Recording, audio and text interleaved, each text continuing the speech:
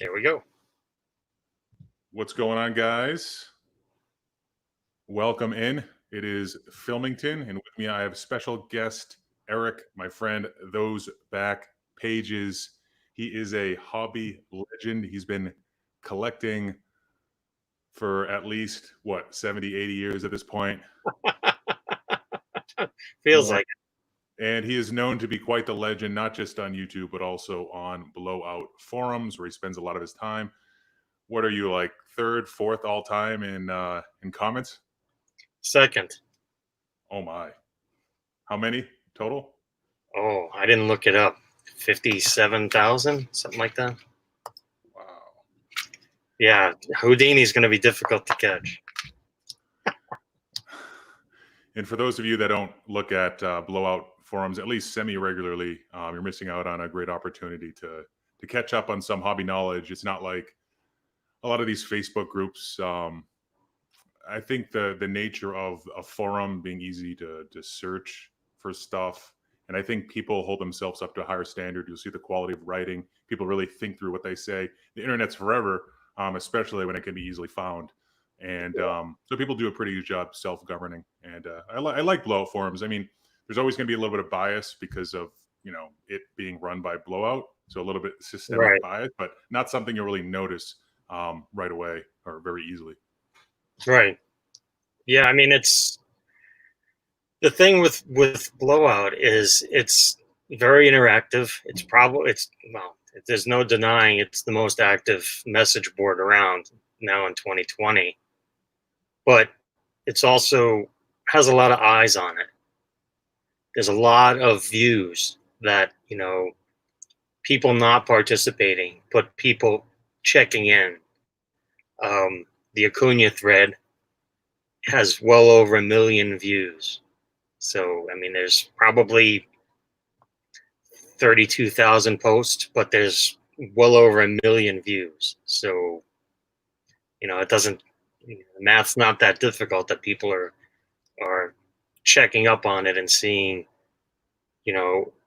hey, what are these guys talking about? What should I, as far as the investing aspect of it, like what are these guys talking about? And then you'll see on not necessarily that particular thread, but you'll see on a bunch of threads, like people start talking about something and then cards will start showing up on eBay. It's like, oh wow, look, that got listed, type of thing.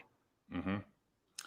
Yeah, I know personally, I look at it from a little bit of a data standpoint and we won't talk about this in much detail at all, hopefully, if this conversation goes well, but Topps Project 2020, I was watching the thread, Ugly Sets in 91 Fleer, whatever it was called. And I was watching the views day by day, measuring the amount of change as a gauge of interest in the product. Clearly not one-to-one, it's not perfect, but I thought it was pretty useful data. And it proved to be right. After I sold the Trout 101, the interest really started to go up that week.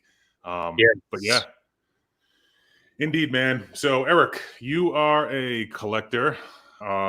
Everybody knows you're a pure collector at heart, and you've always been just a collector, not really in it for the money, not really in it to flip or make a profit. You're just really in it to enjoy the cards, enjoy the people, enjoy the hobby.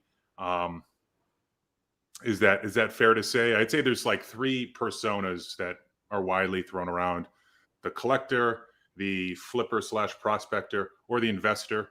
Difference between the investor and prospector is one's holding the cards for a little bit longer, maybe 1 to 3 years or longer.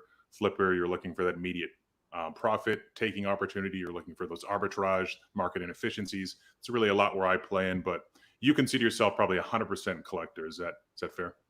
Yeah, if I had to label myself, yes. I think it's possible to have like hybrids, and I don't know where you stand on that, but as a kid, starting collecting, I was huge into sports, mostly baseball, a lot the Red Sox and other teams. I was a big Ken Griffey Jr. fan, and it, being a kid, it was never really about the profit. It wasn't really about the money. It was about loving the sport, loving the cards, and then also tapping into another part of my personality. I'm very analytical, so looking at the stats, on the back of the card, or reading up on the newspaper of the different players and their performance. I was obsessed with that type of thing. And Naturally, that box transitioned. scores, yeah. Yeah, and then it transitioned into fantasy baseball, and I really loved that. And it's Right. fun. The fantasy baseball aspect is actually what got me into back. That's what drove me back into collecting cards. Oh wow, okay. Yeah, it's 2014. I liked fantasy baseball. I still do. I'm in 3 or 4 leagues. I run one. We do an in-person draft, and I realized that I could never have as much direct exposure into certain players' performance if I just did these, $100, $200, $300 money leagues. Because once you factor in the time you spend, it's really more about bonding with the guy. It's about bragging rights. Sure, it's cool Of if you course, win, yeah.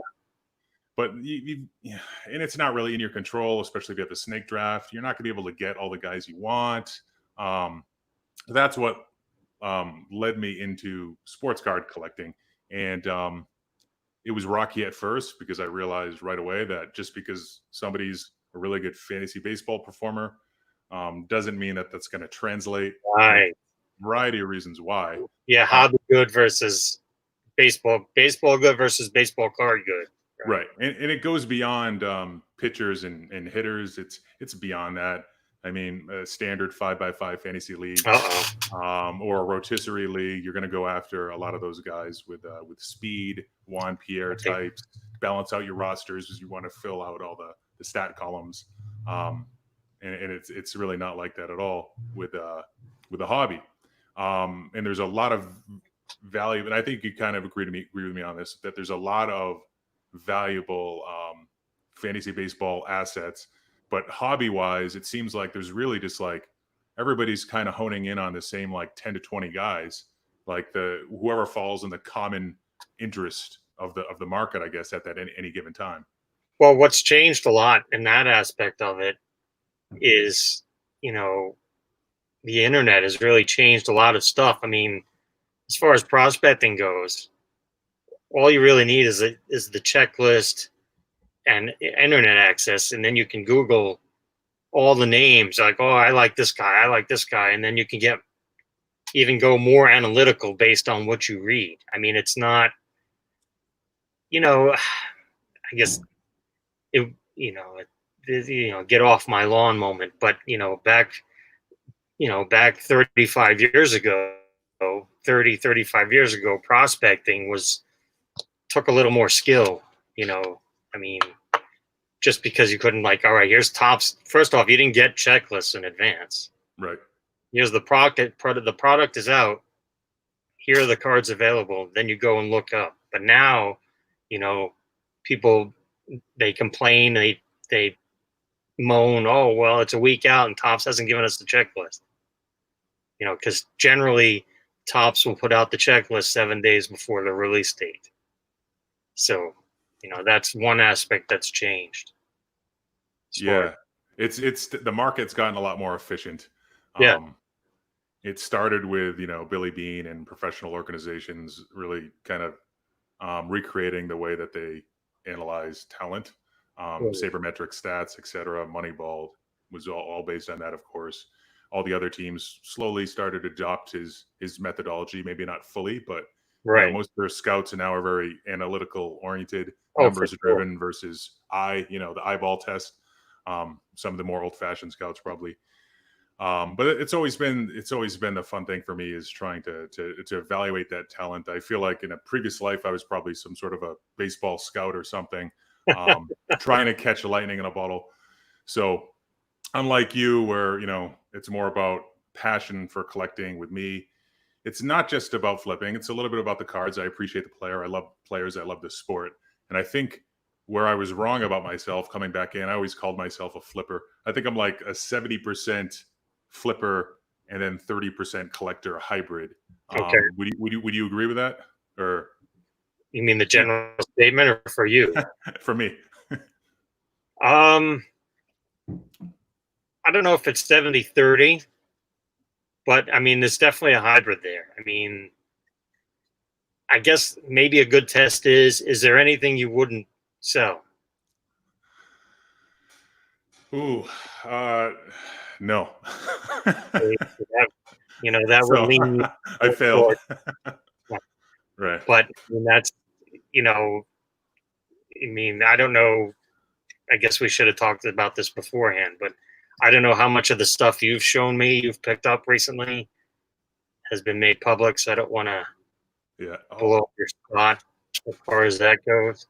Oh yeah, I meant to show that, but I actually don't have it, so we're gonna have to save it for Okay, future video. But yeah, right. I Well, we meant to. won't talk about that. Yeah, But big yeah, pickup. yes, very big thing. So, but as far as a hybrid goes, I agree with what you're saying, because there are, I have friends in the hobby that are, they buy and sell, but they're selling to fund more buying, if that makes sense. They want, they want the particular card, so they'll take whatever cards they have, move, and then move up to that card. So I mean, it's that, much like life, it's not everything is black or white. I mean, a lot of people do, like, oh my God, I can't believe you sell cards. What's wrong with you? I thought you were a collector. Collectors never sell. Now that's wrong, because that's, 100% one way or the other is not right. I mean, as far as the hybrid, I think a good term, like you said, is a hybrid collector. Yeah, and you can see, look at our community, and not everybody that's watching might recognize these names, but um, Triple Crown 24, JT, he was a huge Miguel Cabrera collector. I Still think is. Still is. yeah, probably Still is. started on YouTube as a TTMer, and like you Yep. said, he's still really into Miguel Cabrera. He's over the last year, he's since become a full-time dealer that, Yes. and he sets up at shows and tracks profitability and understands that that's his number one goal. But at the same time, like you said, concurrently, he's building his Miguel Cabrera PC where he can. Right. That's still very important to him. And I'm in a Facebook thread with a few of the guys from the community, like B-Rot6, Brian, Cardi C, Bowman Sure. 51, Amit. I'll probably be remiss if I don't mention everybody. So Mike, Sardella, really long username, Mr. Dub Bay State Breakers, and Jose Rookie Collector. I don't know if he still makes videos, but all of us, we were drawn to, we were drawn to this hobby for different reasons, but we're all in it for the enjoyment of collecting, plus making some money here and there. Like with Right. Greenberg, with Roth, it's Greenberg, Right. vintage, and maybe some Mets players too from the modern perspective. But he enjoys flipping, as does Bowman 51. Similar thing. He collects vintage. He PCs Red Sox and Patriots players like Julian Edelman, but he Edelman too. is, flipping for some profit. And our buddy Amit, who's not on YouTube, he's a long-term investor type. He just sold his first card ever, actually, to me last week, and he's been doing this for a Wow. while. Yeah, and you probably know what card that is, but yeah, Okay. I think it's definitely okay to be a hybrid and understand that Yeah. I mean, there's room for everyone. right. And that's the cool thing about the hobby is you can do whatever you want with it. Really, you can you can crack wax, you can open up cards and submit them for grading. You can buy graded cards, buy PSA 9s like you do. Yeah. You do anything, and you can share it with your kids if you want to. A lot of YouTubers are doing that. I think what has really made me think that I'm more than like a 10% collector type and I'm more like a 30% is first of all, why I was drawn to YouTube. I started making content and infiltrating into a network of great people and building relationships. And sure, there's always going to be maybe a profit side of networking, but that wasn't the draw for me. It was just meeting some cool people and sharing my enjoyment of cards with everybody else. It wasn't until over a year in that I started making prospecting videos. And I think that was Right. more because that's what I felt people expected of me because of the analytical type videos that I made. And some of the cards that some of the decisions that I've made too, I knew a year ago that I was holding a LeBron James Topps Chrome BGS 9 rookie, and I knew that that was a better investment card given what I was into it at the time and what it was worth at the time than a lot of the stuff I was holding. But I just couldn't wait to get rid of that thing because I just don't have the passion for basketball. I don't care. I know he's a great player, but I just don't appreciate him like I would Juan Soto, Mike Trout. I just don't Right. enjoy watching him play. And for me, it's about that. That makes You know, sense. you don't have to watch the guy play to be a collector and be passionate about him, as is the case for No. tons of vintage guys. With you, Doc Gooden, Right. and for others, the history that they've read about the player and has built some sort of a connection, some emotional bond. Mantle's not, Mantle's pretty still, his Mantle cards are still pretty popular, and very few people have seen him play. So, right. So one of the things I was going to ask you was like, given that, we've talked about the hybrid and we've talked about the different personas, and that one is able to be a hybrid or a 100% collector type. Do you have an issue with those that are 100% pure breed, in it for the money, investors / flippers? Do those people bother you? What do you think about those people? do they? Well, again, you can't go in absolutes one way or the other, but for the most part, no. I mean,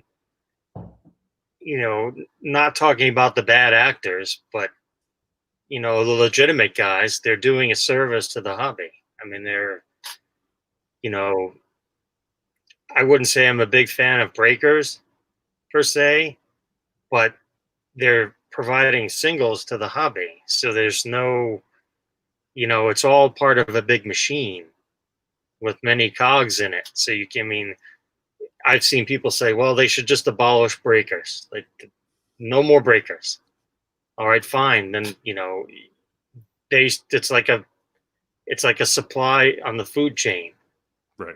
They break it, the singles get dispersed out into the community, Faster, greater right, supply, so right. drop prices. Right. So Right I away. don't have a problem with anyone who's, we won't get into the whole Slabgate thing, but anyone who's, legitimately running this as a business, that's fine. I actually know quite a few people that, this is not a hobby for them. This is their job. This is what they do.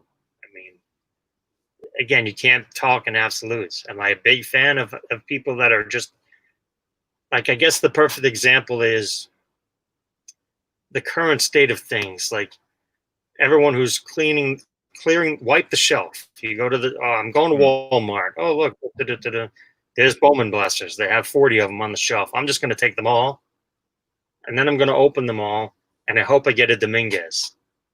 Why? Not because I want a Dominguez, because I want to sell the Dominguez. So, that because the Dominguez is worth money, so I can sell the Dominguez. You know what I'm saying? That kind of pees me off a little bit, but it is what it is. I mean, you can't tell people what to and not to buy, but that aspect of it, the pure, and I believe me, I've been a retail fan for a very long time, so I have no problem with people buying retail, buying it all. That's fine. The old joke is leave some for the kids. That's the old running joke. What kids? Right. Kids don't buy Big League. Nobody buys Big League. No, Big League's $2 a pack. It's not cheap. But as far as having an issue with someone who's 100% seller, no, not at all. Right, and that's kind of where I was getting at. Like, what behavior of these 100% flipper type investor types really bugged you? Now, with the whole hoarding retail thing, I kind of have mixed thoughts about that, because I set up at this, before COVID days, right? I set up at this weekly show, probably like twice a month, and all the guys there would have retail connections, distribution connections, and you could kind of tell that full cases, these guys are getting these things before they're hitting the shelves. They're not right. They're not showing up at Target 7 a.m. waiting in the parking lot and waiting for the distributor to show up. So for me, I saw it as a way to stay competitive. I don't do it a lot because I'm unsuccessful at it. Maybe once a year I'll clear the shelves. Right. Also, as you know, I have a product that depends on wax. So That's it's true. not like yeah, sure. Like some of those profits get passed on to me, but my buyers are able to get stuff like Mega, which I would never be able to get before, which I was able to do last year because Right. my friend was able to run into a glut of Bowman Mega. This year, forget about it. Can't really find anything. Um, but and I have no problem with people trying to make money from their hobby. I think that's the holy grail. At least that's the way I see it. But where I get turned off, and I saw this every once in a while, something like this comes up, and it really just rubs me the wrong way. Um, I was in somewhat of an investor Facebook group, and somebody had asked the question, listen, I'm new to the hobby. I have a bunch of cards I'm sitting on and I want to send them for grading. The problem is that I am so emotionally attached to these cards that maybe he didn't use the words emotionally attached, but he said, I just have a hard time letting them go. I Right. have some anxiety. How do you guys cope with your cards not being in your possession for a certain amount of time? And then based on the responses to this guy's post, they didn't understand that one could have an emotional connection to cardboard at all. They Okay. didn't understand the collector aspect. And maybe it was because they misinterpreted what he said for other reasons. But given the nature of this group, investor Facebook type group, you know, two or three people in a row are telling him, why don't you just use insurance and tracking when you send it? They didn't understand that. Right. Yeah. They don't. I mean, and the scenario you just described with that person, it's twofold. I mean, the way, even pre-COVID, sending it off, you're going to be waiting months anyway. So that's for that particular person, it's twofold. Not only you something that your possession is you're getting prepared to possibly sell, right? It was the main what was the main objective of them sending them off to get graded was to sell them, correct?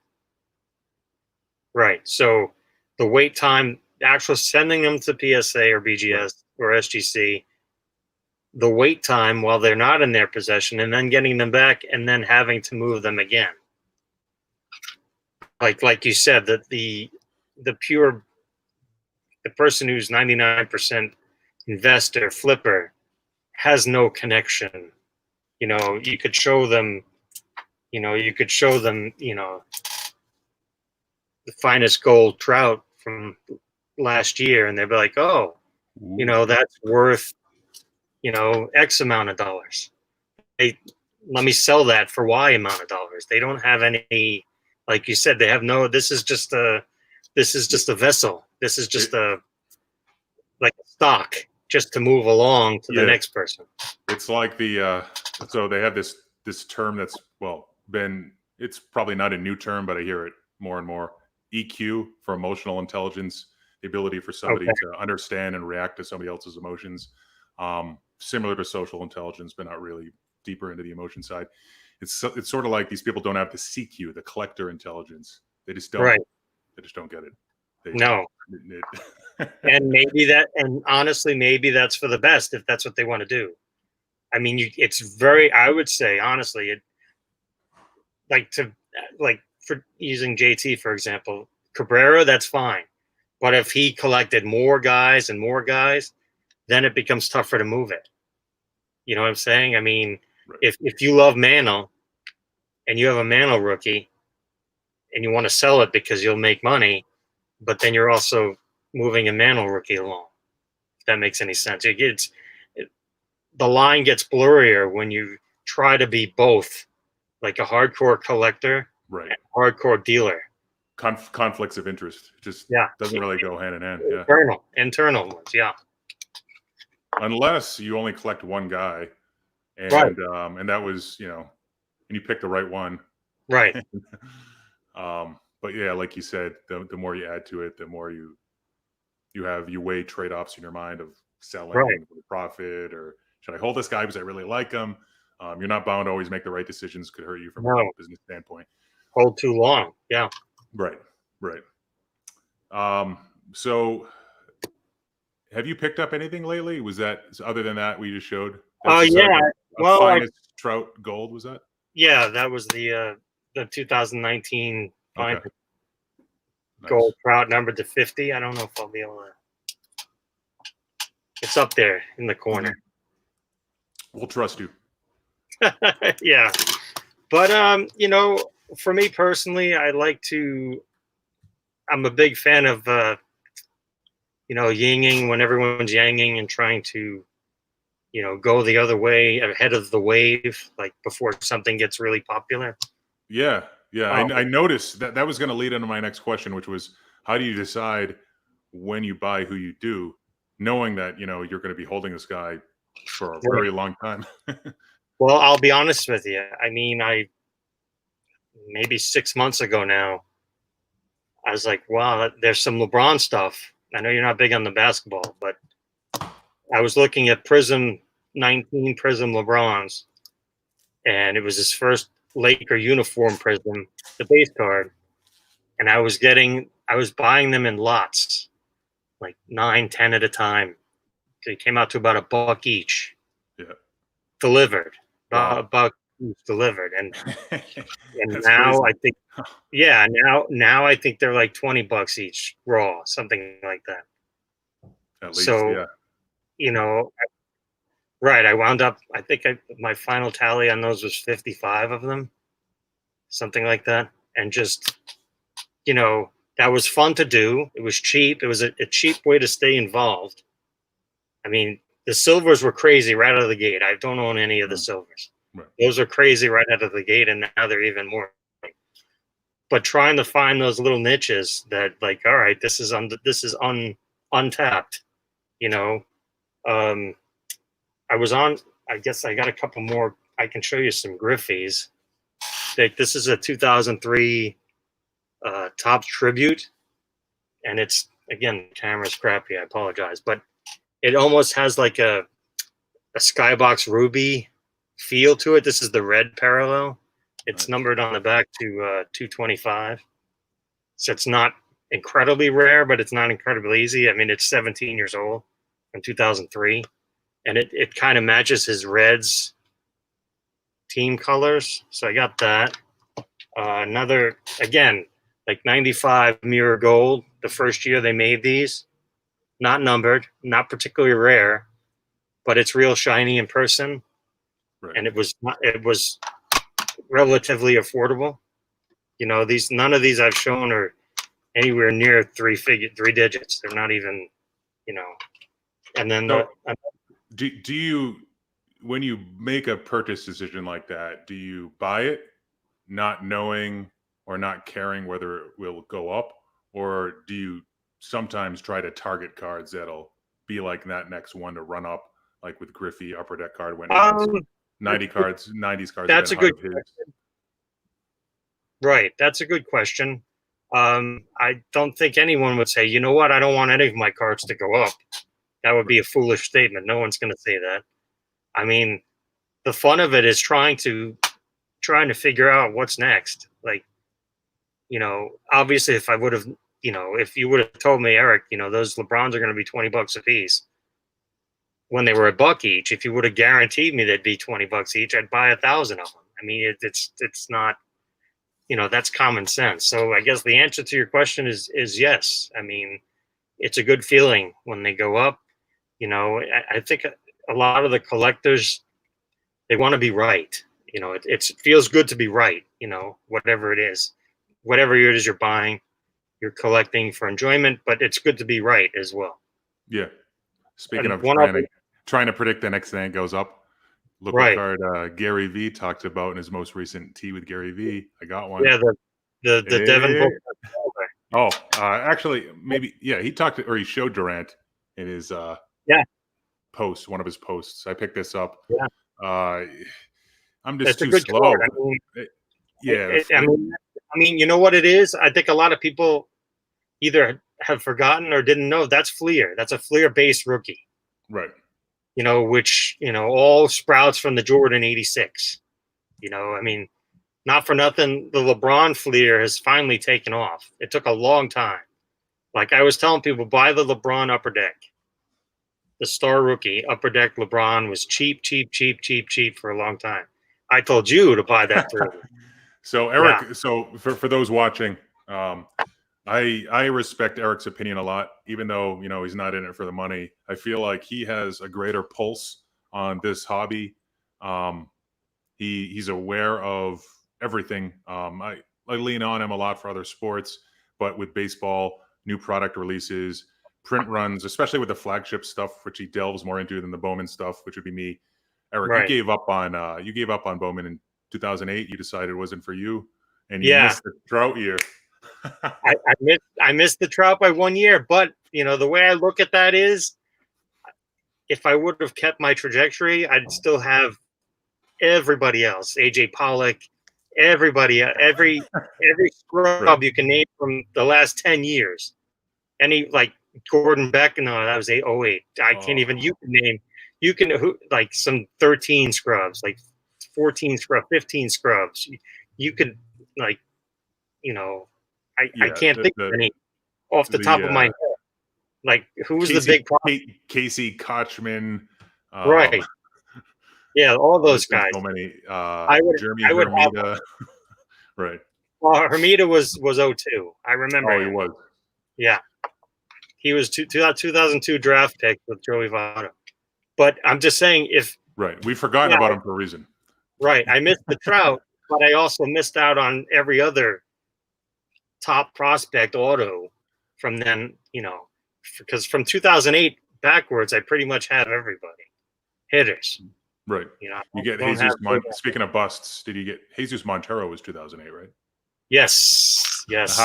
What's that one worth these days? I couldn't tell you, but I have a BGS 9 refractor auto. All right, add another $1 to that. Yeah, it's not what it's worth now. Right.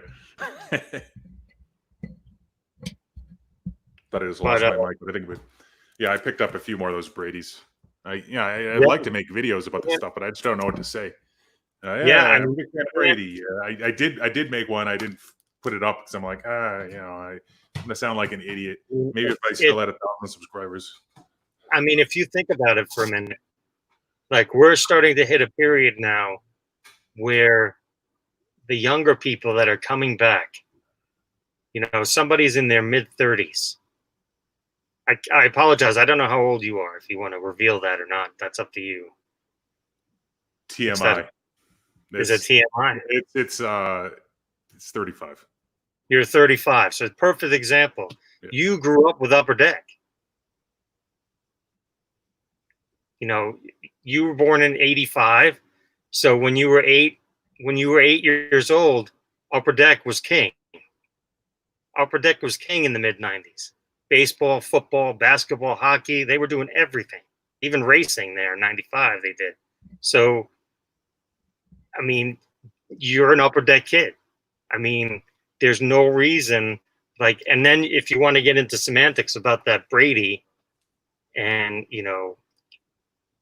star rookies from that time, it wasn't like Griffey was just regular inserted into the packs in 89.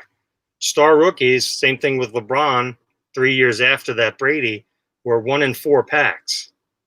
So you could open a hobby box at that time wasn't 36 packs. I think it was down to 24. So you got 6 of the 50-ish rookies per box. You only got 1 or 2 of those Brady's per case.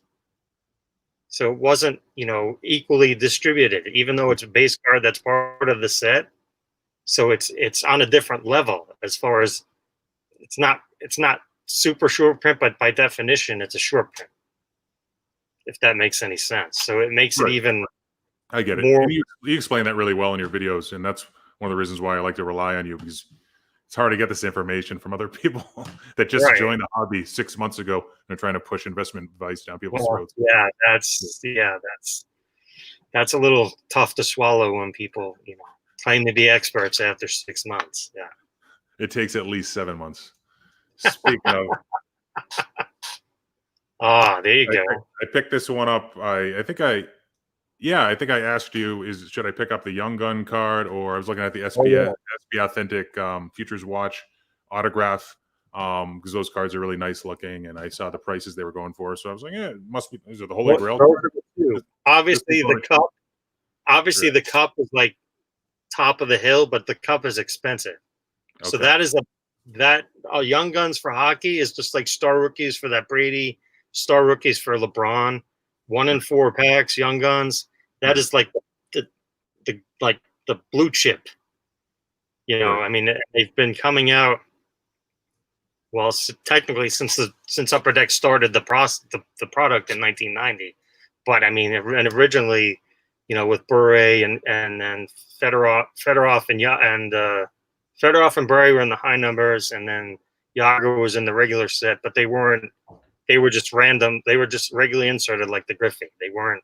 Wasn't Mhm. until years later when they started staggering the Young Guns, but it's the same deal. I mean that card that McDavid you showed has had significant growth the last couple of years. Right. The nice thing about hockey right now, and I know you don't do a whole lot of hockey. You're more right now The baseball, other basketball, football, everything else, and right, soccer. Um, but the kind of nice thing about hockey is like you look at. So I have access to a site called DealerNet, where that's where I buy a lot of my wax, business to business type stuff, and sure, there's price history there, which is very nice to see. And you're able to see like all the different transactions over the last few years all together in one screen, and it's okay, nice to look at like key products like this one Upper Deck from 2015 2016, and to see that it hasn't gone like up 5x in the last yeah, year or 2 years like all the right, other key products for all the other sports. Now obviously right, part of that is because the market is smaller, for our hockey as a sport, for hockey as a hobby. Clearly, it's very big in Canada, but international wise, obviously hockey's big in Russia and some other countries in Europe, but like the collecting part of it probably smaller. So what do you see for like upside? Do you not see like pretty limited upside with hockey cards and wax, or do you see You it know what? potentially a next big thing like soccer? You never right. That's what I was just about to use as an example. Never say never. I mean, you take soccer for instance, and I'll give a really quick. I was watching YouTube on January 1st of this year, and YouTube said, "Hey, look at this video." In the recommendation, I don't know how they put me in this algorithm. It was a video that had highlights of Leo Messi, Leo Messi, and I was like, "All right." I was bored. I clicked on it, and I'm watching this guy do, soccer. And again, I'm at the time I was 48 years old. It's like, yeah, soccer is boring. Guys kick the ball back and forth. Maybe it's 1-0, 1-0. I think they call it or whatever. That 1-0 at the end of the game, and everyone gets excited. Or it was a 0-0 tie, a draw. But I'm sitting there watching this YouTube video, and this guy's doing stuff. I'm like, wait a minute, like almost like the ball was on a string tied to his foot. Like he was doing tricks like in real time, real games. Yep.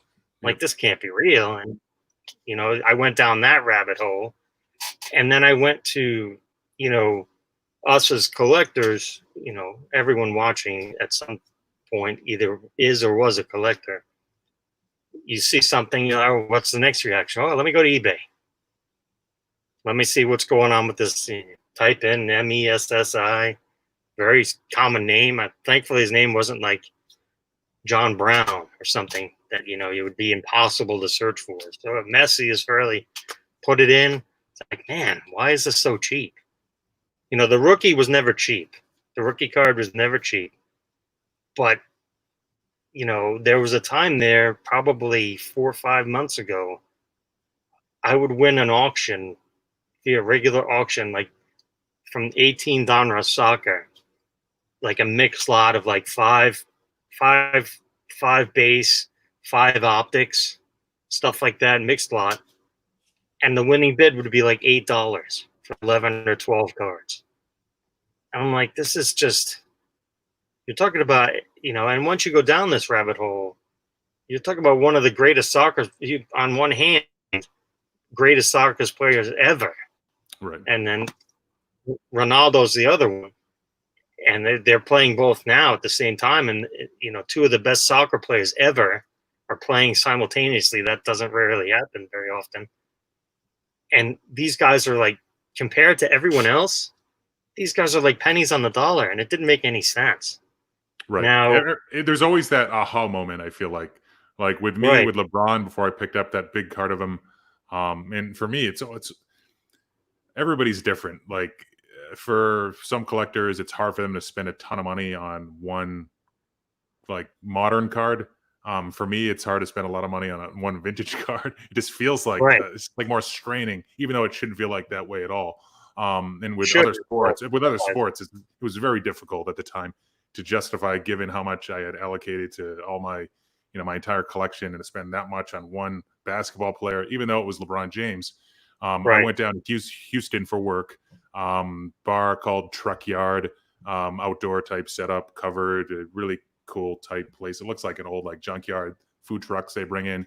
And I was having conversations with multiple kids, and I think were the NBA finals going on? I forget, but for some reason, maybe basketball was on TV. I was on conversation with a couple of younger kids, different demographic. They live in Houston. They're not at the time. They weren't, and I forget if this was when LeBron was he a Probably with Cav the or Laker? problem. Yeah, I forget, but it wasn't like a hometown bias. It was a guy who legitimately was trying to persuade me into thinking that LeBron was better than Jordan, and Uh, it was a nice healthy debate. Maybe he was too young to have seen Jordan play. I yeah, don't know. Maybe he had seen footage of him, but he had a pretty good argument, and he even went as far as to say that LeBron versus Kobe would be a better argument than LeBron versus Michael wow. Jordan. It's just, yeah, it really made me think, though, like what I took away wasn't that one of the guys was better than the other. It was that this is the millennials GOAT. Right, And this is what matters, especially that the average age of a basketball card collector is younger than baseball, something that's also very important for long-term sustainability of both hobbies. right, They're going in different directions, I feel. But it was an aha moment for me, and I'm like, you know what? This is completely accurate. And a lot of people have a lot of problems with LeBron for various reasons. sure. And offensively, yeah, okay, I get it. He's not the best shooter ever. He's not even Right, close. He's not even in the conversation. But all around, dominance wise, he's got the rings. He's maybe got more in him. He's got the culture aspect, which is what a lot of people love about those basketball players. right. Baseball guys don't really get that No, it's a publicity different for thing. various reasons, personalities, but also because the sport doesn't market itself that well. But for me, I was like, yeah, it'd be stupid to not buy LeBron right now. And I Right, was thinking in January, I'm like, I'm going to buy LeBron. I'm going to buy LeBron. And then I got distracted and bought Wanda Franco's instead. And then look what happened. And look what happened. 4 months later, even before COVID, which brought a lot of attention towards like the staples and the safer, established, and non-current players. Even before that happened, right. these cars are already starting to go nuts. I think they went even more nuts, and I missed the boat. But a lot of people would say right now it's not a terrible time to still buy him, maybe. So Yeah, I mean, he's about as safe as far as a current active player. He's about as safe as you're going to get. Now, for me personally, as far as the collecting goes, like once I've had my fill of something or scratch that off the checklist, the want list, I tend to move on and not look back. Like, I guess that could work both ways. That could work for selling as well. Like, if you sell something, do you really care what it is 6 months from now? You shouldn't. Then you get the whole, well, I sold this for $100, now it's 500. Oh my goodness. You can't do that to yourself as a seller. I don't think you could do that to yourself as a seller. Whereas at the same token, as a collector, for the most part, we're trying to get one of each. Like you get one. Like I have a LeBron Chrome rookie in my collection. I don't have, well, I guess if they were still what I paid for that one, I'd probably buy more. But as far as that, you can't really, as far as collecting goes, you can't really worry about that. And another thing I want to say while you guys are watching is you have to realize as a collector, you're not going to have everything. You're just not. It's unless Bill Gates is your father, or something to the you have unlimited funds. right, even Phil Hughes has to charge for memberships now. See, wax is expensive. Pokemon ain't cheap. No, not at all. So, it's like I always like to say, it's a marathon and not a sprint. I've had people, who have watched my content, and they're like, wow, you have all of this stuff. And it's great, and the compliment feels good. But I think a lot of people fail to realize it's not like I did this in the last 6 months. Right. You know, There's you can't, th- you can't and you can't let that like irk you. Like you right. have to realize that there's always going to be somebody out there that Oh has yeah. a more well-rounded Hmm. collection than you. It's Right. sort of like when my wife and I went into wedding planning. It's like we're going to fund this ourselves. Like, are we going to try to compete with the Joneses here? Or are we going to Yeah. just try to do a conventional wedding and just, throw a good party, put some decent food on the table, and just, move on to our honeymoon, which is in the Maldives, and have Right. more fun there. Right. But yeah, and there's a lot of money coming into the hobby, Right.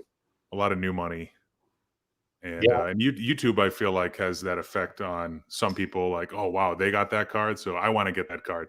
Can be a good One thing, hundred but percent. you have to kind of operate within your means. Right. Bankroll management is something, especially if you're buying and selling and flipping a lot. That's one of the more underrated aspects of the hobby in regards to that business side of flipping and collecting. Nobody really talks about it, but No. that's hugely important.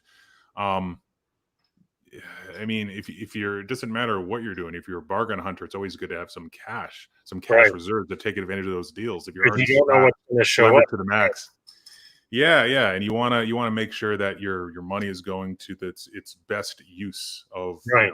where it can be And allocated. and on the collector side of that, I think that's the waiting is the hardest part. Like you can set like I've never been one to make a list. Like a lot of people will make a list of stuff they want to get, and that's probably a good thing is to have a list. But it's the waiting. You're like depending on if you're collecting red refractors, numbered to 5, that's different. Like a perfect example would be I got this in probably not super long ago, but these are from '92 Donruss. This is the second year they made elites, and these are numbered to 10,000 on the back.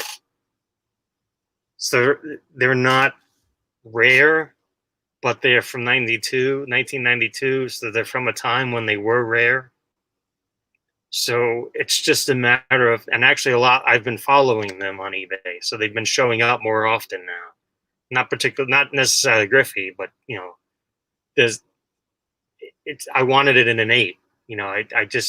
I don't, as far as, and again, like you talked about budget and, you know, and I mentioned, you're not going to have everything. Try to, and you try to make the best of what you have and what you can obtain as long as you're enjoying yourself. So, personally for me, and again, I have friends that would not buy this because it's an 8. If Mhm. they wanted this, they would only buy it in a 10. And I've just never been of the mindset where the price point between a 10 and an 8 is, eightfold, if not more, as far as price difference. Like I want to own the card, I want to Do, own the card. do you ever prefer the PSA 10 because the price is more palatable, or in Yeah. certain circumstances? Yeah. When, Yeah. when do you prefer that? Well, it depends. Obviously, I mean, if you want to sell me if it, we'll just use round numbers for argument's sake. Let's say a 10 is $100, right? And a 9 is $75.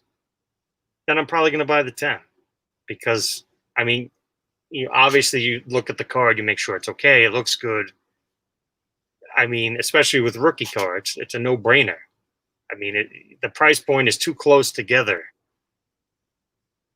But in reality, if and actually this gap is closed recently with everything that's going on. But a year ago, if the PSA 10 rookie was $100, the 9 would be $25 or $20 even. that for me as a collector, that price differential is just too huge to ignore. Right. Like I would rather take the nine. Especially when the pop on the 10s will be extremely high. Right. You know, Well, sometimes you have to look at the set, the card, right. case by case basis. At Pops least only that's what go I up. do. Yeah. Population reports only go up; they don't go down. So, I mean, that's a whole nother discussion. But Yeah, they but don't I'd rather use like. the Yeah. $25 on that nine and then take that $75 difference and use it on other stuff. That's the way I looked at it. That's the way my collector brain is wired. Right. I don't discriminate against nines. Picked up got this one handy. Yeah, I Yeah, picked it up raw, and I yeah, knew I wasn't going to not 10. bad, not bad. I asked the guy like, why? Yeah, why? Why did you not submit this to PSA? He said, because I don't submit stuff that'll get nines. And at the time, sure, raw was $400. It wasn't like a huge card in a nine at the Right, time. Would have made maybe like a $60, $70 difference. Now raw, these are selling for like 1,000, I think. And nines, right, PSA 9 pop is super low because this card's tough. right. And a lot were sent to BGS, but yeah, the nines are And isn't that a number? lot more than raw. Isn't that Yeah, number 199 to begin with? num 199. 549 on this one. Oh, is it 549? All right. Yeah, So that's a limited number to begin with. So, right. So and his loss was my gain, I guess. one thing I do like to do is, now we're talking about the grading and buying the grading, is I'll use your friend of mine, Nolan, for example. You know, Eleco 3. He lists a lot of listings on eBay, auction style. If he's submitting cards, he usually submits and then lists, so he knows what he's sending in. And this goes for any buyer, any strict grader. If those sellers have nines, I want those, because they're not going to send it in if they think it's only a nine. You know what I'm saying? If the better the submitter, they get back a nine, it's not going to look like a nine.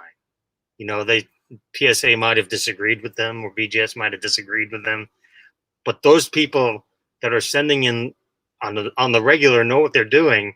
Those are the nines you want to buy if given the opportunity. I mean, everything being equal, the price differential and everything. Right. Those are the nines you want to buy. Ah, that's a great tip.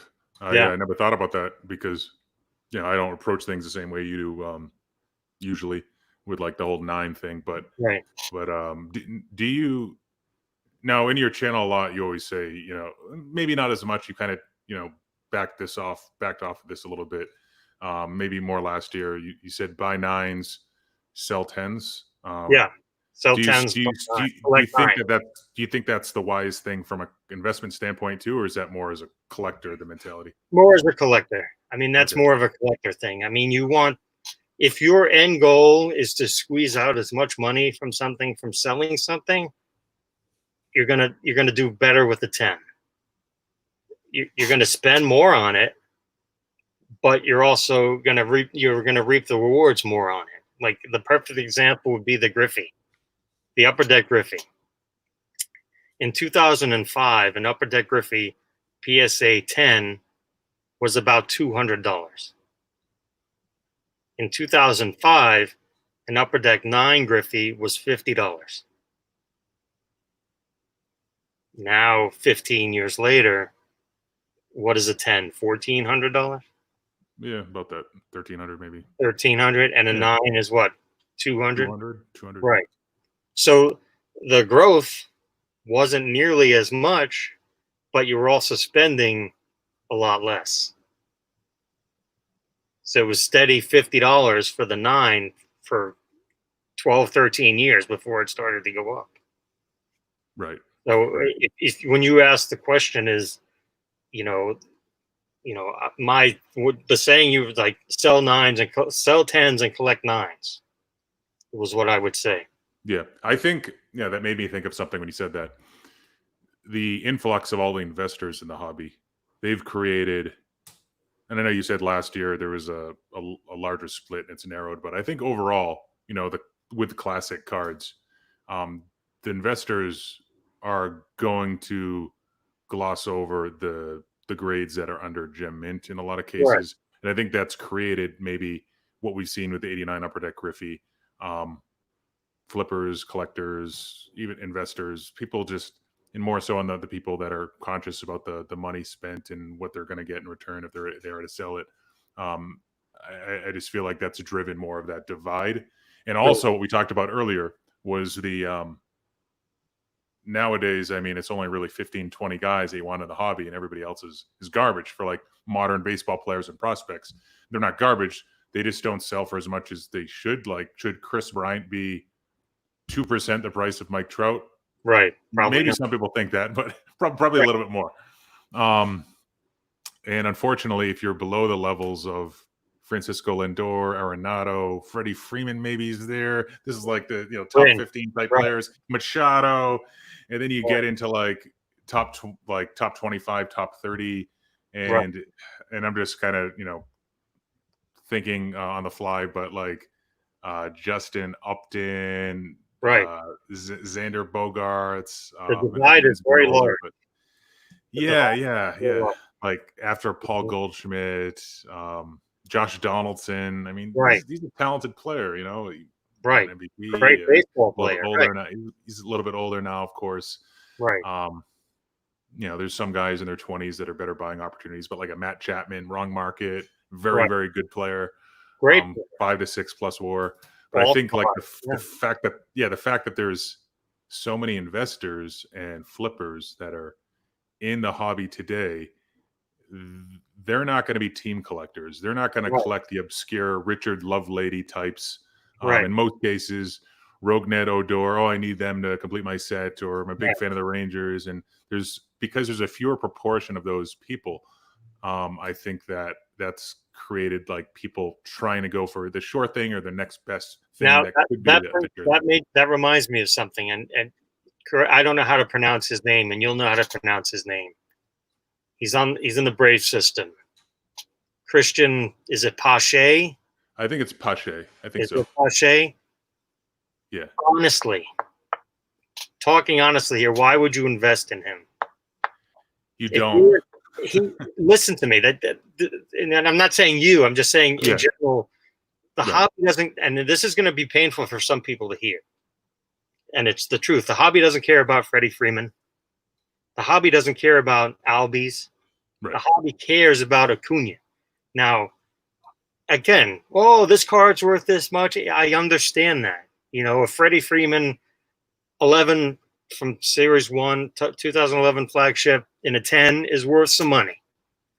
But when I guess everyone has their own definition. But for me, hobby love means like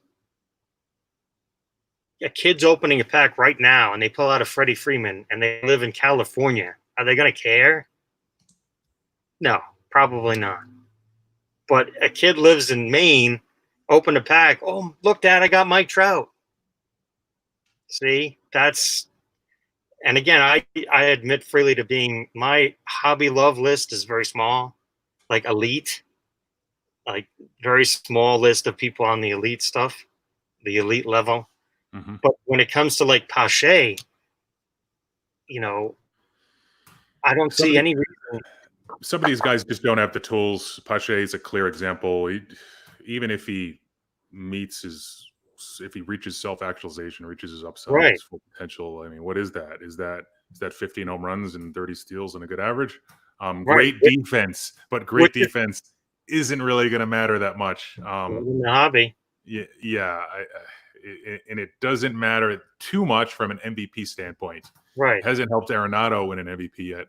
No. 5 Gold Gloves. Of course, Colorado doesn't help him either. Separate discussion, but But yeah, there's certain guys. You look like, and I'll probably get criticized for this one, but Joe Adele doesn't really have the hit tool yet to know that he's going to be like a successful leadoff type hitter.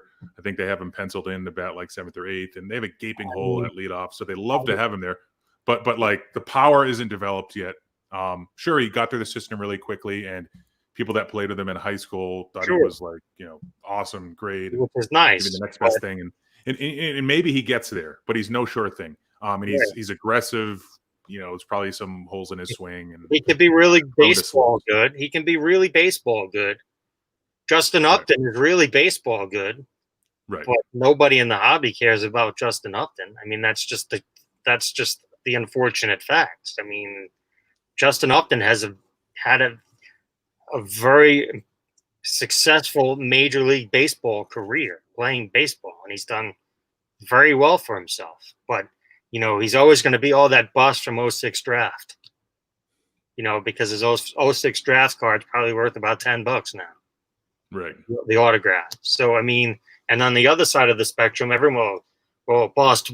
Greg Jeffries, bust. Oh, Greg Jeffries was a 2-time All-Star and played in the major leagues for over 10 years. So, baseball card bust, absolutely. But you play 10 years in the major leagues, you're doing something right. I mean, right. Justin Upton, great player, great career. Right. Yeah. Probably not Hall of Fame worthy. Probably But not. he's still got a lot of years left. And he's a great example of somebody who a lot of these young guys could become. Look at Eloy Jimenez. Right. Is his ceiling Justin Upton? If it was, would that be so terrible? To the White Sox, it would. No, it'd be a great thing. Right. Maybe he's got more power. We'll see. I don't know if he plays in a better market. Maybe with Chicago, I guess. Right. He'd probably be better on the Cubs. Upton with the D-backs, and now he's with the Angels, of course. Right. Yeah. Right. Better off on the Cubs, of course. Right. So let's move on to the next topic. Let's try to do this maybe 10 to 15 more minutes here. Sure. So wax. Okay. Wax. So you're a big retail hunter. Why do you prefer retail? Is it just the price point? Is it because I know accessibility, probably it's easier to get to a store for you than an LCS? There are no LCSs by me. I've lived where I live now for about 13 years now. And there is a Target about a half a mile away, literally, that I've frequented every year for the last 13 plus years.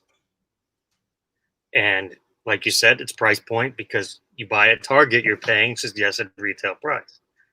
Now, it was always like I could buy hobby online, pay a little bit more, get it shipped. But the way things are now, what did the Bowman hobby start at this year?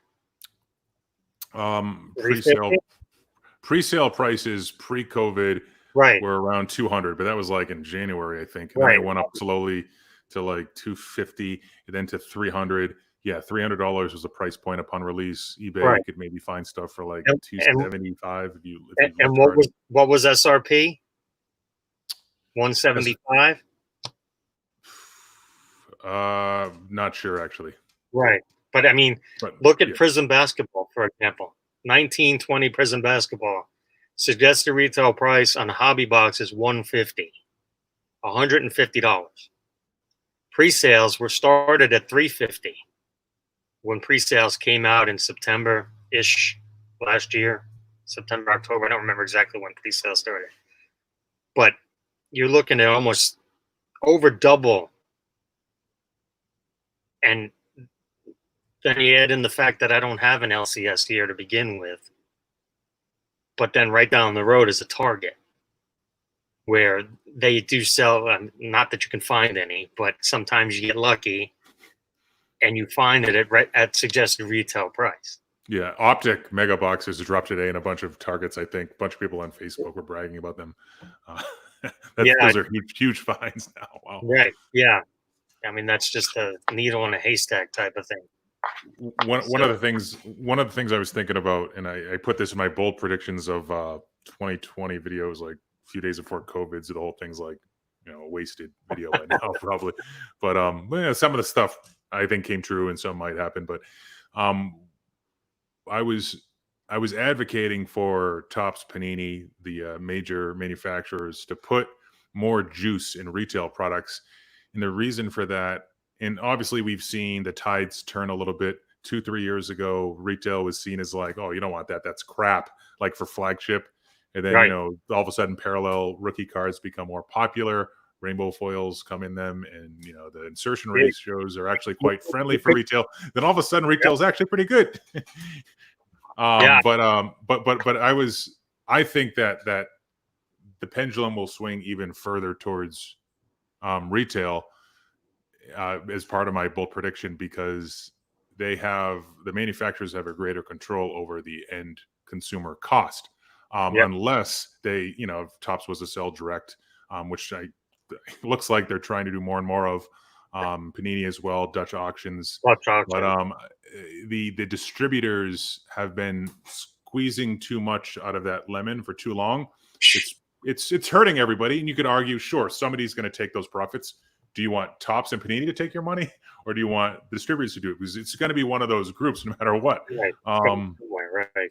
Yeah. So maybe with retail, they jack up the prices and they've done it slowly over the years. Things like Megabox, things they know will be hot. 2020 Topps Chrome, I think, will be a very hot product, considering that nobody can find Series 2 right now, which is a not so great product. Even Series 1 retail is not really in the stores anymore. And that was one that wasn't affected. You'd think like the supply wouldn't be affected by COVID at all. No, but now, it's affected by demand is what it is. Got it. Yeah. Yeah. So print by demand is how Series 1 works. So they'll kind of test out the waters. You think so? No, they make a crap ton of Series 1. Crap ton. I don't think they don't make any product more than they make Series 1. That's like their highest print. Like it's almost like it's an annual tradition. Like Flagship baseball is out. That's fun. Some part of it has to be like of their forecast model. There has to be like anticipated demand as part of that. Series 1. But with Series 1, people are excited about the baseball season. It's traditionally been a better seller looking back 10 years over Series 2 by far. And I've heard the same thing from hobby shops. They get a lot more Series 1 usually, and it sells pretty well. But like with 2018 Topps Update, people still finding that in like Big Lots. They printed a ton of that. They did. And maybe not so much more of 2019 Topps Update. Well, I guess we'll see if we can still find it in gas stations. I've heard of a couple people saying they found it in the Walmart clearance section, but not anything like it used to be. Okay. Yeah. I mean, and another thing, when you're talking about Series 2 for this year, I think a lot of people, obviously since 18 update incident explosion, people have forgotten or didn't know that traditionally Series 2 is not very good for rookie card content. Yeah. 2017 was really, really bad. And I mean, other than 18 and 19, can anyone remember like a Series 2 release that was great? Yeah, 15 with Chris Bryant. Okay. Yeah. But other than that, you can't. I mean, traditionally, Series 2, like, because you'll see people on social media, oh my goodness, the checklist for Series 2 2020 came out, and there's only Robert is the only. Oh, let's settle the debate. How do you pronounce his name? Robert. Is it Luis Robert? Is it Luis Robert? Robert. I'm pretty sure, according to Baseball America podcast and his AAA coach called him that, Frank Menachino. Robert. Okay. Yeah. But traditionally, Series 2 not very good for rookie content. Right, and people are surprised after they buy it. Hey, what's in here? Jake Fraley and Bruce Dargratterall and Andrew McCutcheon short print that's selling for like $300. Because he tweeted how much he said that's his favorite card. So he tweeted out so that everyone had to go crazy for something. Hey, it's a cool photo and good for Topps for good on them for innovating and putting together probably some better image variations photography wise than we've seen in the past, I guess. I think so I'm hoping really, like, obviously Flagship's already there from a retail standpoint. Generally the value's there versus hobby. Topps Chrome in Bowman products, because they're so autograph dependent, hit dependent in a way, talking about autographs and parallels. Generally hobby people have always leaned that way, but pre-sale prices for 2020 Topps Chrome hobby $225, maybe Steel City's down at $200, $210. But and I know they started that way. About a month or two ago, Series 2 was around $140 a hobby box, and I bet a lot of those distributors wish they had sold for like $110, because right now I bet they have a supply glut. But what do you think about Topps Chrome? Do you think it's gonna be a good release? And I do you think do. I do. values that for retail?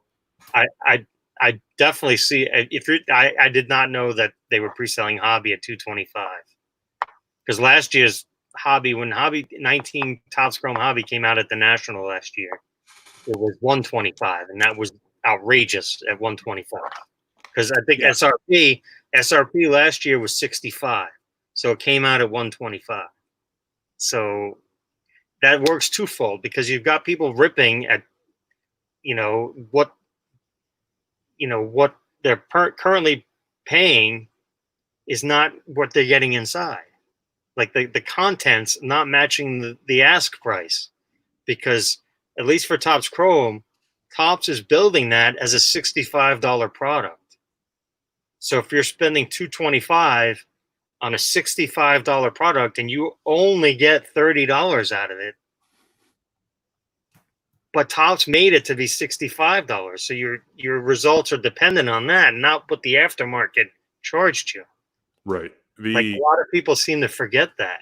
The pre-sale markup isn't correlated with the price of the contents within it. No. So the singles, they could be more valuable, but usually it doesn't work that way. Where, okay, well, this is No.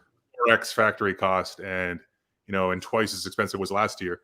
From a And I doubt SRP went up very much. It's probably still $3 a pack. I mean, it's right. Top Chrome has been $3 a pack since 1996.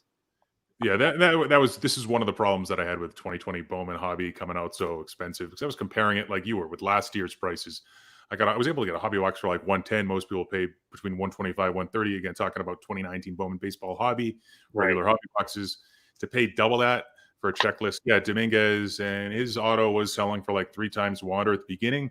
Not anymore. Now it's probably like 900 range. But 2019 Bowman Baseball ended up producing 3 what ended up being top 20 prospects, Baseball America standards, and that was less than a year after it came out, and the number 1 prospect overall in Wander. Right. Dominguez has more buzz. Maybe he deserves it. More power. Yankees. He's also young. Some people have compared him to Mickey Mantle already. I don't want to go there. I don't want to go there. But for it to be double that product, it makes sense given the influx of people in the hobby. It makes sense given that the supply could have been cut a little bit because of COVID. It makes sense that because PSA and Topps were closed for so long that it created more unanticipated demand to seek out different products that weren't on the market, singles or wax, older products, and the newer products that are there. But for me to pay that to open it, it's just not as fun as paying half as much. Right. Kind of was. But with 2020 Topps Chrome retail, like what we were just saying, you can't really find blasters of last year's product. 2019 Topps Chrome, good checklist. This year's checklist is also good, maybe not as good. Might not have the star power potential as like a Tatis or even a Vlad. Maybe Jordan, because he's DH type. Well, he might not ever be a top 5 player in the game. Right. But yeah, Bichette, Lux, and Robert. Robert will be in too. Yeah. Somewhat comparable to last year's checklist. So the fact that you're gonna buy, you're not gonna be able to find 2019 Topps Chrome blasters cheap right now, or 18. Forget about it. 2019 Topps Chrome blasters, you're gonna pay over $40 on eBay probably. Right. Cost is 20. SRP in a year. So it seems like a no-brainer. If you can, probably won't be able to find any. You'll probably be another retail hoard. But if you can, definitely pick up some 2020 Topps Chrome, rip it, buy one, and hold it in your closet for the next 20 years, like what you do, Eric. Is that what you do? You hold all the blasters? Do you make sure you keep one of each? You open one, or how do you do that? Sometimes. I wish I would have started doing it sooner, but everyone says that. I mean, it's again, like we mentioned before with bad actors. This is my view on wax. Short of bad actors doing bad things, once the wax is open, it's gone forever. It's not. They're not making any more wax. They're going to make more PSA 10s, especially modern stuff, but they're not going to make more wax. So once you open a pack, there's one less pack. And over time, I know they might make a lot right now, but over time, I mean, I don't know what's an 18 update blaster now. I don't even know. 130 ish. Really? Yeah. And those were $15. I used to get those as add-ins on some of my orders on eBay. Like sellers, there are a couple sellers that would sell free shipping. So it was like $15.99 free shipping. So, it's just once it's opened, it's gone forever. Right. It's One of the things that I think appeals me, and this, to wax is it can be a pretty good investment. I know yeah, you've deterred people from investing. Don't invest. well, And right. but if you had to, this Wax. is what I would direct you to. NBA wax. Because the NBA, Prism is like the perfect storm. There's no bad year now of Prism basketball. I was talking to a friend about this last night, and Andy, she finally with the refractors, the best YouTube name in the history of YouTube. We're talking about 14 Prism, and okay, the big rookies in 14 Prism basketball, Andrew Wiggins, and Joel Embiid's probably bigger now, but all right, Andrew Wiggins is a hobby nothing. That's not going to change. Well, don't hate on me, Warriors fans. Maybe it'll turn into something. But and Embiid is only on the court half the time. He's a big guy. We know the hobby and the big guy doesn't really mix together. But at the end of the day, you know what's in those packs? LeBron James. LeBron James silver. LeBron James. I mean, you're not and that's the advantage. Like the other hockey, basketball, and football have the advantage. I tell you a player, I ask Phil, what is LeBron James rookie card year? 2003 Tom slash Brady. 4. Tom Brady. 2000. Right. McDavid. 2015 slash 16. Mike Trout. Well, Bowman Chrome. Well, 2009. That's 11. Right. See, that's where like baseball is a little riskier. Like wax, as far as that goes, is a little riskier. That's a good point. Because when Mahomes made it, 17, there's no question, there's no debate. 17 wax has Patrick Mahomes rookies in it. That's just a fact. That's not debatable. You could debate Bowman Chrome versus, prospects versus non-pro. You could debate that all day. And honestly, there's no wrong answer. I mean, you collect one, you collect both. It's up to you. But with the other sports, it's not open to debate. Like Russell Wilson's rookie cards from 2012. There's no gray area there whatsoever. Right. So as far as the wax goes, NBA, somebody like look at perfect example was Jason Tatum from 17. A year and a half ago, people couldn't give Tatum rookies away. And now everyone loves Tatum. So, part of the hobby is, and we've touched on that tonight, is that some players take longer to develop than others. I mean, it's easier, I guess, contradictory. It's easy just to give up on somebody and move on to the next guy and then forget him. Sometimes they recover, sometimes they don't. Like Tatum recovered. He was his card sold really high in 17. During the playoffs, died, and now they're back up again. So it can happen. But what won't lose is that 17 Prism wax. That won't lose. So, kind of a good segue for the next topic. I was going to run through some of the upcoming releases and some of the previous releases, previous years for baseball. You talked about there's sometimes a lack of clarity with baseball, and when the player's rookie is versus prospect, because they're in different years in most cases. Some instances like Goldschmidt, I think he's 2011 with both. But Mookie Betts is 14 in both. But yeah, that's true. 2020 Topps update. if you go on Facebook and ask people what's going to be in that product, if it's worth buying, you'll get 55 different answers. Some people think that they're going to be able to fit rookie cards in that checklist, which I think is possible. I don't know if it's probable. I know we kind of have different opinions here.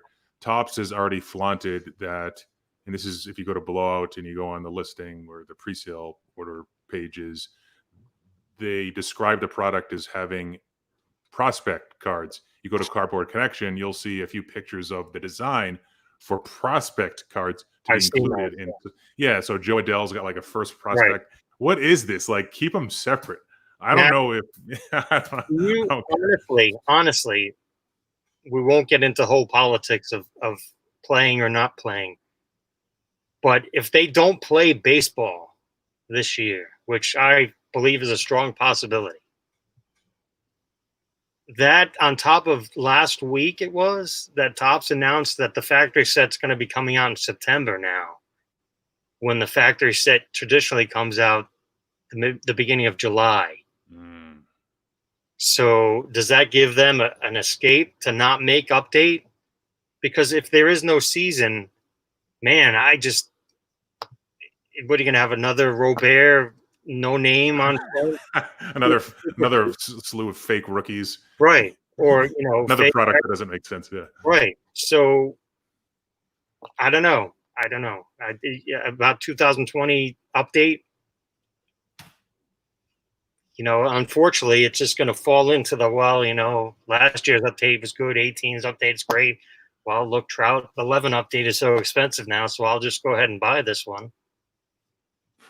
Yeah, and with something you said earlier, sort of a separate point, but you mentioned that people always think they create too much, then all of a sudden you can't find it, and then it's gone. It's been opened. 2019 Topps Chrome update got a lot of bad reviews on Below It. I know in other places this product sucks. Why didn't they put real rookies of Tatis and Eloy and Vlad in there? Or Vlad does have one. Sorry. Right. But other than that, this wasn't a whole lot of firepower. In previous years, they sometimes featured a lot of those same players that were in Topps Chrome, gave them regular rookie cards with autographs, etc. But people didn't like what they saw, and the fact that they increased production by, I think, 67%. Something like that. Yeah, it's like, oh, this product's gonna be on the shelves forever. For a while, I was like, all right, mid-January, pretty easy to find. Basketball you can't find, but there's Topps Chrome update, and there it is. Right. But now you can't find that stuff. You're gonna have to pay like at least $35 a mega for that, already. Right. So, but that's the thing, that people just don't have time. They're not giving things time. Like, not everything is going to explode overnight and be exponentially more valuable overnight. Like wine, and the stuff in the bottles behind you, some of it, takes time. It's not just instantaneous. A lot of people just don't want to have time. Like, sometimes wax has to marinate, right, has to sit there for a while. And update 2019 update's the greatest example. You look at the flagship product too, same thing, scrutinized, same checklist. But I would tell people, it's a good product. Don't compare it to Series 2. Don't compare it to 2018 right. Topps update, but 2019 Topps update, it's got a lot of decent players. Some will end up being good. We don't know that right now. There's a level of uncertainty. I think that bothered people. Correct. But which ones will be good?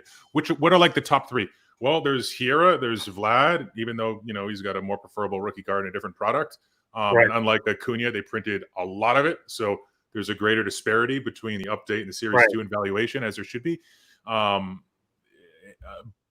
I mean, there's just give it time. I mean, there's a chance. It's just probability.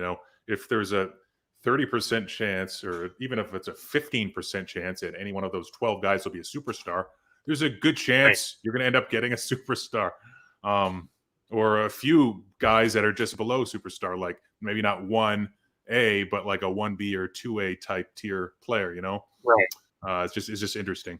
So talking about the flagship releases, I want to do a little exercise with you to wrap things up. Okay. And we're going to go through the last couple years, flagship releases, chrome releases, and I want you to assign a score 1 to 5 on each of the products.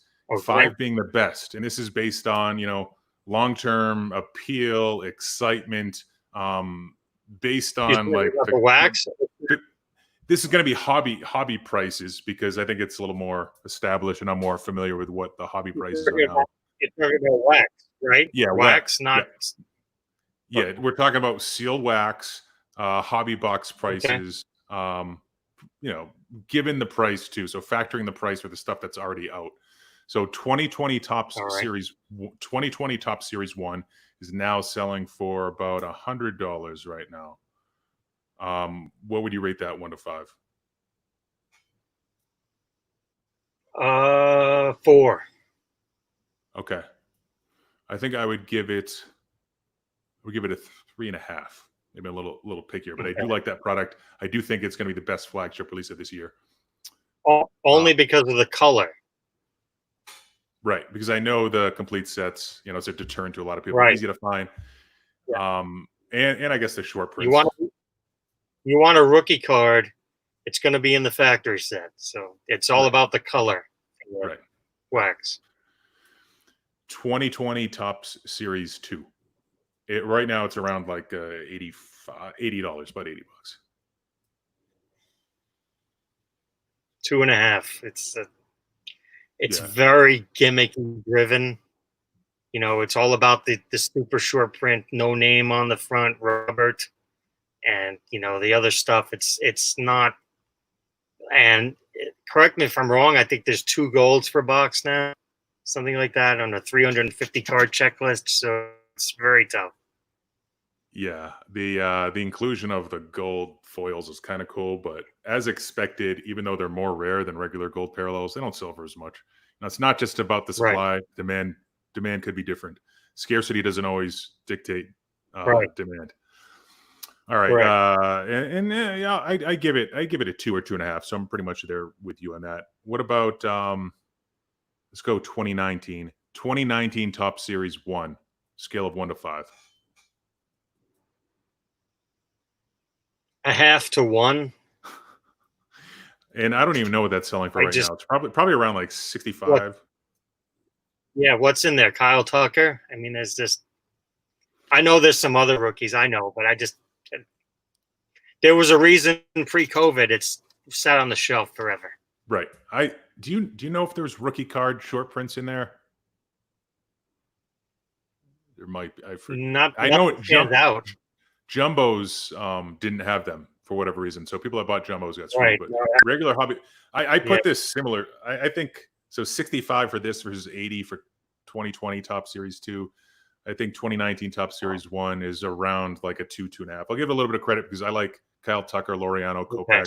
They don't have the upside of Robert, maybe, but Tucker's still really young, and people like Kopech a lot, even though he's a pitcher. He's still a pitcher.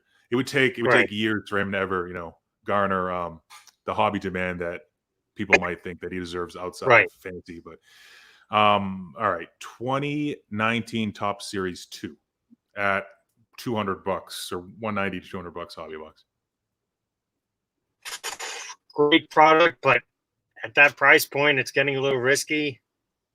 I don't know how much. Obviously, we never know what tomorrow may bring, but I'd give that a 4. Yeah, I'd go with 4 on that. I would too. I think it has, even though it's at 190, 200, I still think it has some upside to go higher. 2018 Topps update we'll talk about in a little bit, but if that goes up another 50%, then why would 2019 Topps Series 2 not go up a little bit? Right. It's Series 2. We talked about this a little bit earlier, I think. I forget if we were live, but they usually create less Series 2 versus Series 1, which would also help. A lot of it depends on Vlad and Tatis, Eloy and Alonso, but I'd still say 4. I agree with you there. Next, 2019 Topps update, $115. I like it. I'm going to go 4 on it. Okay. I'm going to go 3.5. Since I gave 2019 Topps Series 1 like a 2 to 2.5, I have to go a bit higher on that one. It's got the depth that a lot of checklists Right. just don't have. On top of that, short prints of the rookie cards, which Series 2 didn't have. Of Right. Vlad technically, but that was his only rookie card. Right. He didn't have any parallels No. either. So No color. Right. right. So a lot of possibilities with that one. I like that one. What about 2018 Topps Update? It's now selling for about $550. I'm gonna say that is. I mean, again, obviously the price point plays into it, but that is like almost like a blue chip wax product that they made a lot, but a lot has been opened. A lot's still being opened because the A lot's value, it's not like right, terrible. right. 14, 15, Even at $16 a pack. even at that price point, I mean, if I give anything a 5, I would give that a 5. Yeah, I'd give it 4.5 solid. Yeah. Uh, yeah, you got to look into the retail configurations. And 3-4 months ago, you could get blasters for $50. You could pay $5 a pack. Now you're paying over $10 a pack for any configuration. Right. Blasters are tough to find for under 120 right now, I think. So, yeah, it's just a solid product. You don't see hobby cases come up on eBay that much. You don't see hobby No. boxes come up too often anymore. And for a while, there were a bunch that were selling between 450 to 500, and then all of a sudden they sort of disappeared. Now the closest bins, the cheapest bins, might be in the high 500s, and that doesn't surprise Right. me. Product is solid, and I know you're very bullish on Acuna and Soto. So am I. Yeah. Otani and Gleyber to be the 3 and 4. That's really good. Pretty And Meadows could have won MVP last year if he did what he did over a full season that he did over a couple months. But yeah, huge fan of that product. What about let's see, 2019 Topps Chrome, and that's selling for about $200 now, 210 ish. It's really 18 and 19 is a really rough rip. Really, by the box is a very rough rip. It's not. They made a lot of each year, a lot. Right. I'm going to give it a 3.